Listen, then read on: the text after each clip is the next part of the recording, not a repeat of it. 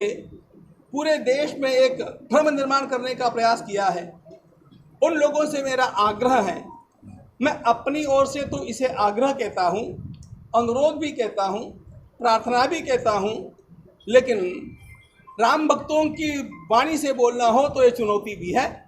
क्या आप इस परिसर में आकर के रामकोट के भीतर कहीं पर भी इससे कम मूल्य में ज़मीन लेकर के हम लोगों को प्रदान कीजिएगा, हम लोग उसके लिए तैयार हैं।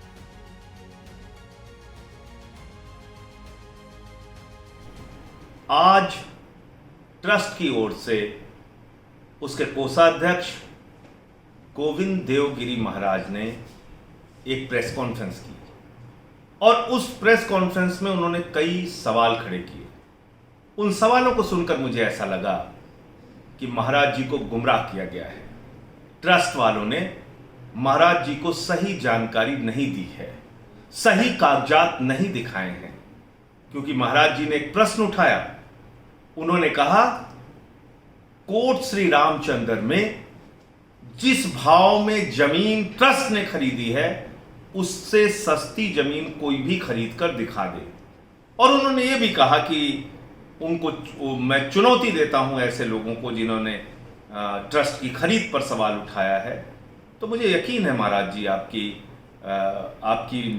पूरी निष्ठा और ईमानदारी और प्रभु श्री राम में आपकी आस्था पर मैं सिर्फ आपको यह कहना चाहता हूं कि 20 फरवरी को बीजेपी के मेयर का भांजा दीप नारायण एक जमीन खरीदता है, कोट श्री रामचंद्र में खरीदता है और आचार्य देवेंद्र प्रसाद जी इसके गवाह हैं, क्योंकि ये जमीन आचार्य देवेंद्र प्रसाद जी से खरीदी गई।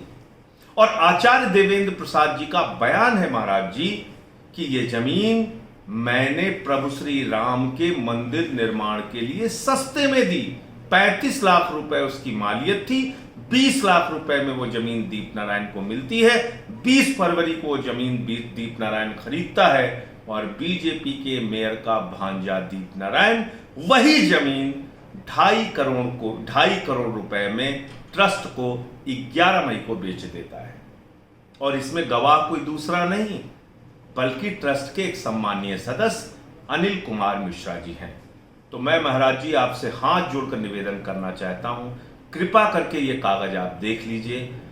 अगर इसके बावजूद आपको लगता है कि ये गलत नहीं है तो मैं कुछ नहीं कहना चाहूंगा, और आपको लगता है कि उसी कोट रामचंद्र में लगभग 13 गुना ज्यादा दाम में जमीन खरीदी और बेची गई है, 13 गुना कम में खरीद के 13 गुना ज्यादा में बेची गई है, तो निश्चित रूप से आपसे न्याय की उम्मीद है और ट्रस्ट के ऐसे भ्रष्ट लोगों पर कार्रवाई की उम्मीद है। धन्यवाद।